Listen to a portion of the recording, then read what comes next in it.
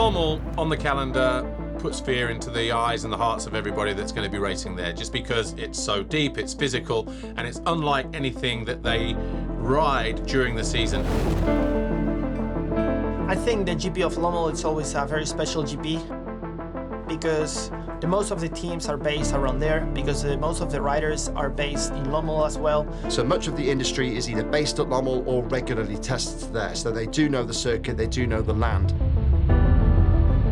We put so much work in Lommel, in that track, during the whole year that once we need to race there, it's like, hey, after all those hours, those rainy days, those, I don't know, warm days at riding Lommel, it needs to pay off, right? And you want to show it in the race, and everybody wants to win that GP. Even if you feel confident riding in Lommel, you still go there on Grand Prix weekend thinking, it's Lommel, it's going to be tough. There's a lot of riders, 200-300 riders going to be there on the weekend, which is why the track becomes so deep, why it becomes so physical. Hey, I got the style and pattern. Yeah, I got the style and pattern. Hey, I got the style and pattern. Big bad bass for the head top. Bass for your head top. It's also a very tough GP track. It's normally brutal this year. They didn't touch the track from Saturday to Sunday, and already I remember going to the warm-up and the track was so gnarly, and you need to fight. It's a track where you gotta fight. It's not really a flow on track. You gotta push hard through the bumps, and it's a very physical track. It's almost more than sand riding. It's fighting through the bumps and try to hold on hard to the bike to make the speed. When I see the track, especially for second motor, I'm like, okay, I can double in this turn. I can triple on that one, I can just try to jump in this bump. So yeah, like I said, I try to make the track my friend and not my enemy. Yeah, you know, when you play with the track in the sand, it often is more helpful than trying to fight it and bite it. Thanks. Yeah, those guys.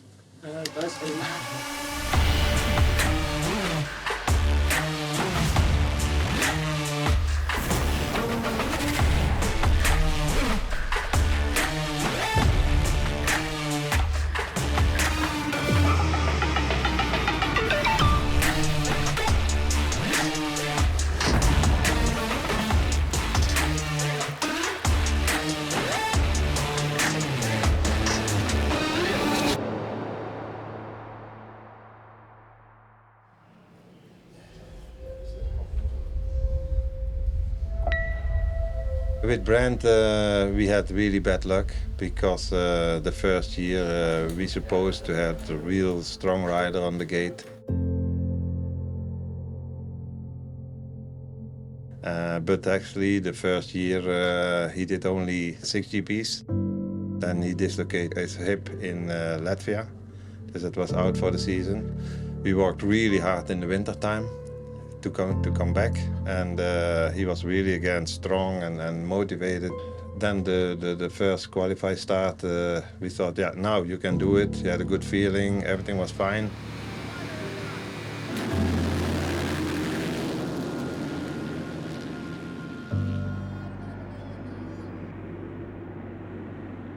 Brent Van Doninck, just back from that dislocated hip last year from the Latvian Grand Prix, got himself into good fettle and got himself 100% fit again, and he's down and out at the moment at the first round on the exit of turn 2.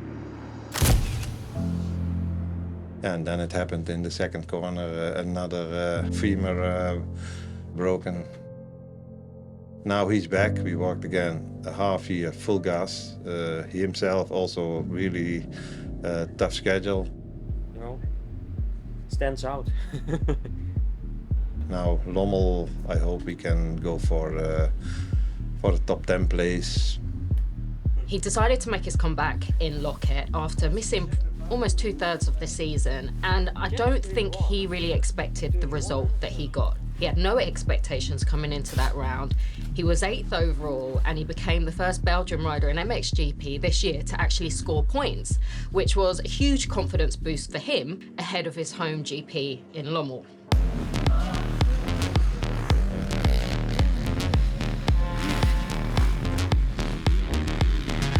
Yeah, Brent is a sand rider.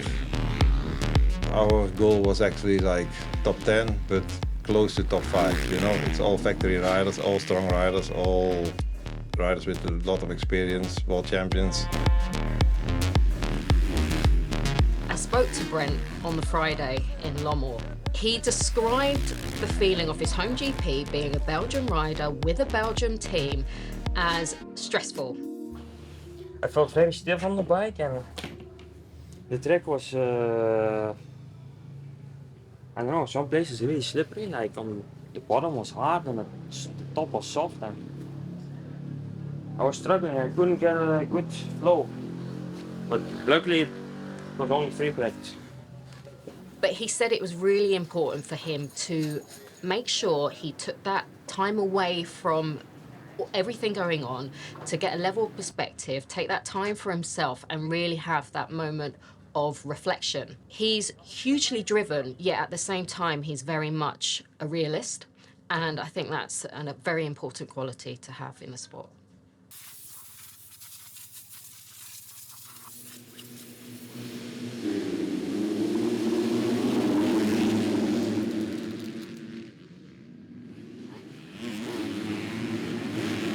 Coming to Lommel, Kay de Wolf has great form there. He won his first GP race there as a 16-year-old. He is really at home in the sand at Lommel. He knows it so well. And of course, it's so close to the Dutch border anyway. Most of his supporters will just come across and really give it that fantastic atmosphere. So there was no real home advantage for Lucas Koenen. The crowd was absolutely buzzing for both riders to try and give it their best and try and seize that momentum back for Lucas, or hold it if you're Kay de Wolf.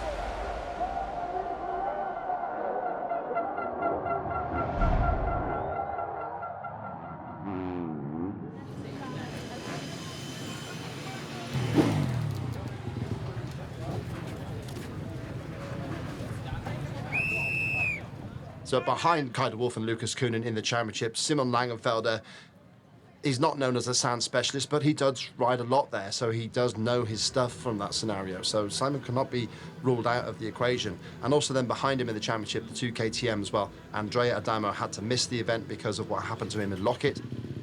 But Liam Everts certainly would be home in the sand, and he seems to be building pace, getting better starts, and really starting to look like he can threaten for race wins. And again, that power to weight ratio, he slips towards the inside. Langenfelder right there on his rear wheel, and 14 now in the books for the number 19. Rider down, Zanke in that second corner.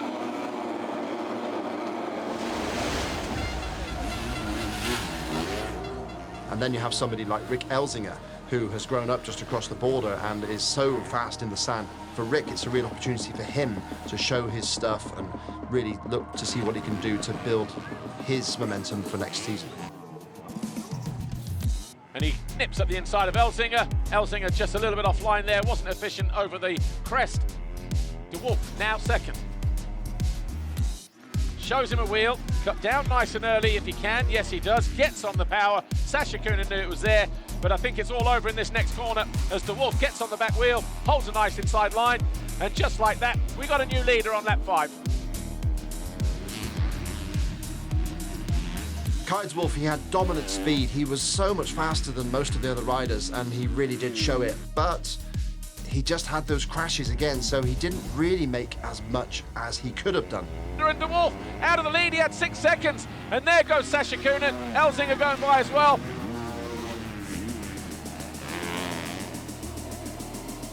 De Wolf off again. Wow, he's in danger of losing the Grand Prix all of a sudden. At the moment, it's Elzinga leading the way. He can be on course for winning his first Grand Prix here in Lommel. He pulled that amazing pass on Liam Everts, right round the outside of him on the pegs. It was one of the sweetest passes you'll ever see. And dancing around high and wide around the outside. He should never have made that pass there. Simon Langenfelder won the second race, which is great for him, especially as he's going on then to Uddevalla, where he won last season. So Simon Langenfelder is building momentum, and with Lucas having such a bad day, it's far from over this championship right now. Simon Langenfelder wins race 2. That'll get him on the podium, 3rd overall this weekend. But Kay de Wolf, the Astana rider, he does win the overall with a 1-2 today. Kai de Wolf has extended his lead now to almost 70 points. Lucas Koenen there second, Langenfelder third. Harup does leapfrog Adamo as he moves into 5th place. And then we've got Elzinger and Sasha Koenen. Camden McClellan gains 2 positions here at the absent French riders, Quentin Prunier and Thibaut Beneston, as Braceras moves to the bottom of page 2.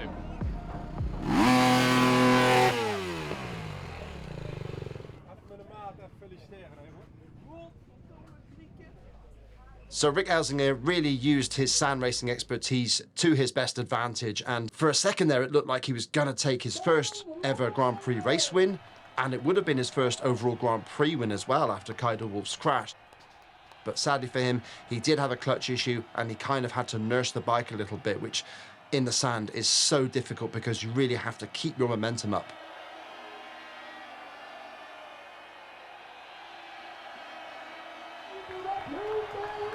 Kai de Wolf coolly marches out to the podium.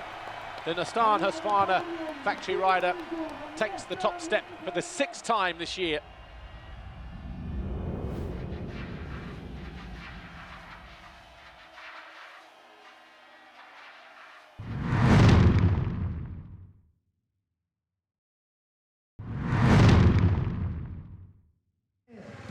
The MXGP Grand qualifying race is just moments away.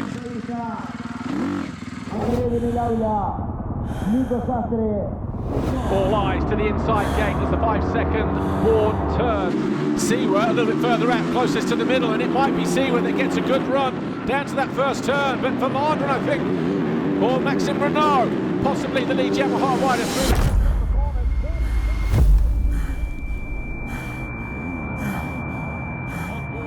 Jago Geerts, he goes through the first turn, a spectacular crash between him and Ruben Fernandez. Not the best way to start his rookie season in MXGP. Jago Geerts does remount though and rejoins the race.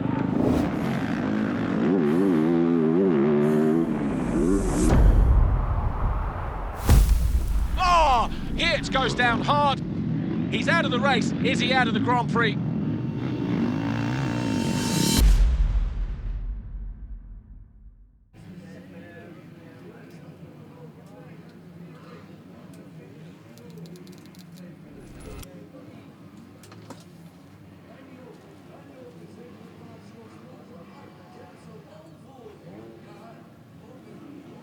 We saw Jago in Argentina crash in the qualifying race where he broke his collarbone and his elbow, and it was his elbow injury that really took its toll, and it was that elbow that took him out for 2/3 of the season. He decides to make his return in Lommel, and of course it's his home GP, he's got the fans there, he's got sponsors there, it's a big weekend for him. The goal was to coming back in Lommel and this own GP, and yeah, I was really focused to coming back and to show again his potential in Lommel. And I spoke to Jago on the Friday, and he said he had a month of good training on the bike. He just wanted to enjoy himself. He set no expectations, and he did seem pretty relaxed. But with Jago, and when many riders come back from injury, you just never really take that as face value when they say things like that. Because Jago knows that track inside out. He's had a lot of success in Lommel in the past. You just never really know how to read him. He's very quietly spoken. He holds his cards very close to his chest. He doesn't really let on how he's feeling. All I know is that when he is 100% fit and healthy, he's hugely talented on track, and he's a huge threat to any competitors around him, and that in this sport is what counts.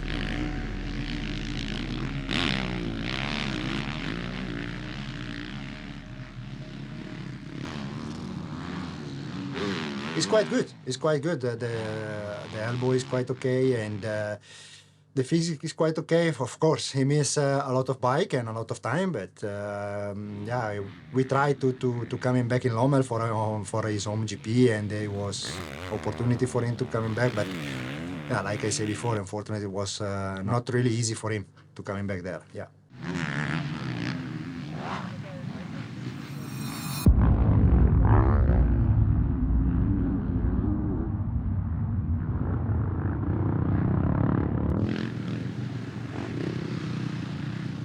Unfortunately, he crashed already on Saturday morning during the free practice, and yeah, of course, he realized it was not really easy to coming back in the GP like this, because everybody know Lommel is the tough GP of the year, and so for him it was a little bit too difficult to accept. But we go through the day, and we decide to keep going all the Saturday long, and.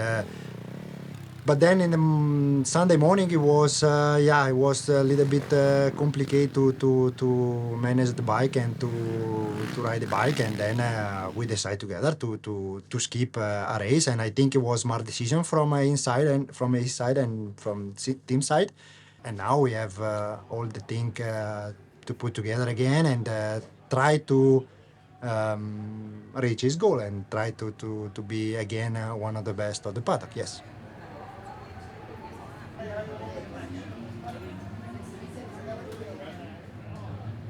So there was that King of Sand comment from Jorge Prado at the start of the year, and you know that it would have lit a fire under Jeffrey Herlings coming into Lommel, and he came into Lommel off the back of a run of amazing races. Jorge knew what his game plan had to be. He had to be the rabbit, Herlings was the greyhound.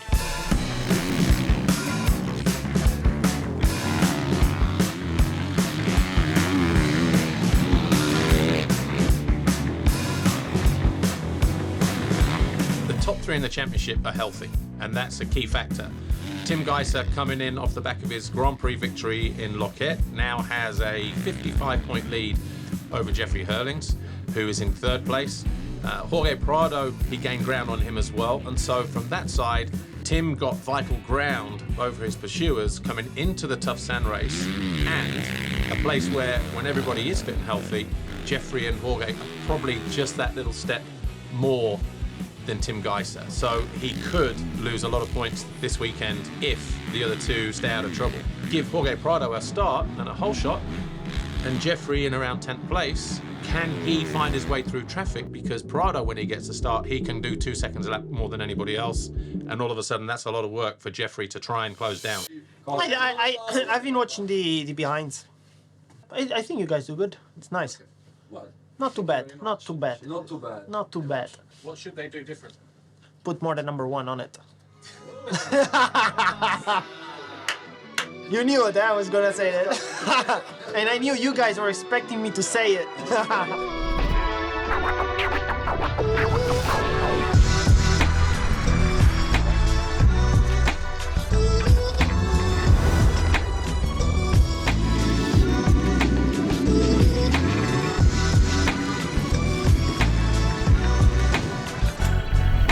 Well, I think I felt very good this year in Lommel. I would say the best year that I felt on a 450 racing Lommel. In time practice, already with the P1 there, P1 also in the quali race. Good opening laps in both motos. Not only opening laps, but a bit over the halfway, I was riding very comfortable, and I think my main issue was the lap riders. But the gap, look, first and second, 10 seconds between Prado and Herlings. He is riding on autopilot at the moment. Well, you see the gap. The last lap around, Jeffrey Herlings was in the screen. This time we didn't see him at all. So Prado is doing exactly what he set out to do here. I started struggling a lot with passing, and that broke my rhythm, and I couldn't find it back. And Jeffrey was coming quick, and at the same time, he was not losing time with lappers. In race 1, what we saw was the usual Jorge Prado foxhole shot. But Jeffrey Herlings played a very, very patient game. He just sat there, waited, bided his time. And then just as he was starting to make inroads, a couple of seconds a lap here and reducing that gap, and he was probably within about 5 or 6 seconds of Jorge, he came over the crest of the jump, and then I think it was Mark Shu, the back marker, he was in a battle with somebody else, and for some reason he decided to square off. As he was doing that, and just getting on the gas, all of a sudden from out of nowhere, Jeffrey Herlings just came in. It's here! Herlings It's into the side of the back marker. Herlings out of second place. The speed that he was coming through there as well. Back markers in their own race. And he'll shake his head. And from that side, if you're Jeffrey Herlings, it's like, yeah, at that point I was on the ground and it just made me really angry because I really was just starting to close in on Jorge. When he rejoined the race, all of a sudden he's like 16, 17 seconds down, and we just think, okay. I needed 2 more laps to recover from that to get my gloves wiped clean, and Prado's going to dance away, he's going to win the race, unchallenged. But then what happened next was just absolutely astonishing. 2:07.4, fastest lap of the race, lap 12, the same distance as the qualifying race yesterday, and he's down to 5.5 seconds. We've got a race on, folks. Is 5 seconds a lap faster a watt? Yeah. That's my question. Is that a watt?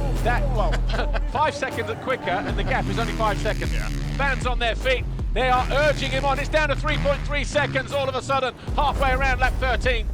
I knew more or less the gap to Jeffrey because I could see him in a couple of parts of the track. Then I knew he crashed because at one point he lost quite some time, so I have those extra seconds that I thought I could manage. Honestly, I just was like, I gotta win. I want to win. It's not I gotta win, I was like, I want to win, and I'll do whatever I can to do so.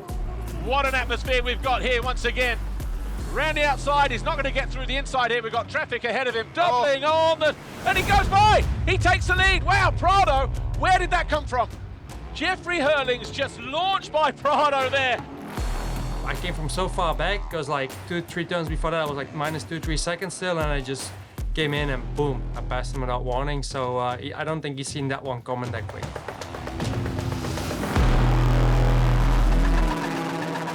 Jeffrey Herlings wins race 1 here in Lommel.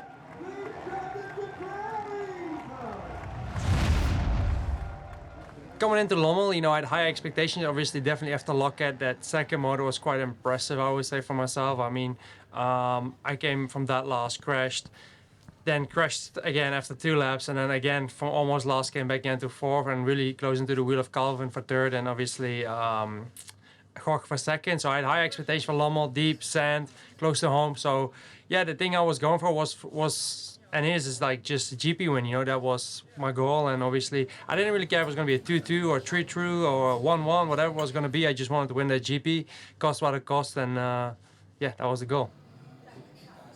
Welcome back to Lommel for round 14, the final race of the day.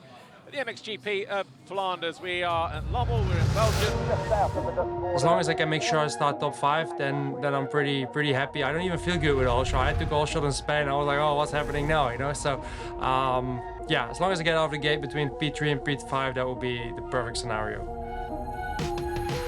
It's a little bit harder on top now, if you can say that about a sand track, but the sun has come out, it's dried things out a little bit. Roman Febvre was your winner here last year. He has 2 victories. Jorge Prado, though, comes here with 4 wins. Jeffrey Herlings, Tim Geiser with 3 apiece. Who will it be that stands on the top step of the podium here this weekend? Number 84 there, Jeffrey Herlings, gate number 1. Prado there, just off of our screen. Heads down, revs up, gates about to drop now.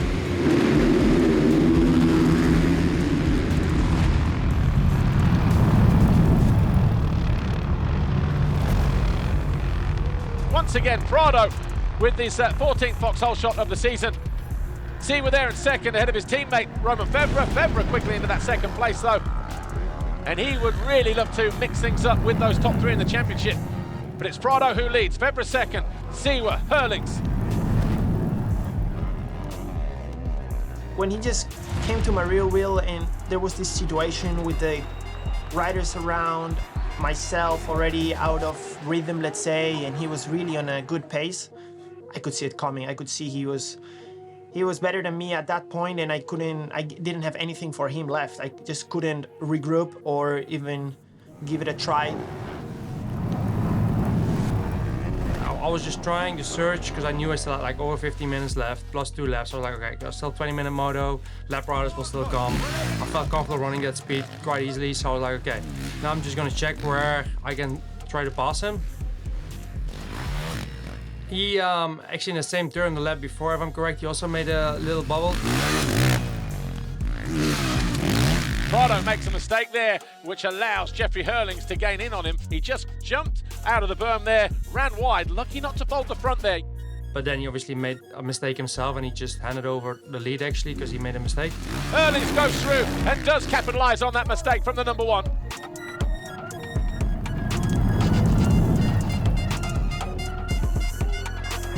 Tim Geiser now 24 points clear of Jorge Prado, who in turn is now 14 ahead of Jeffrey Herlings, so 38 points between first, second and third.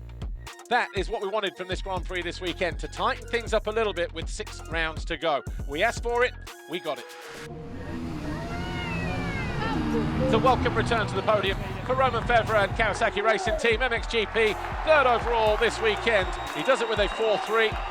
Jorge Prado, RedBull GasGas Factory Racing, 2 seconds.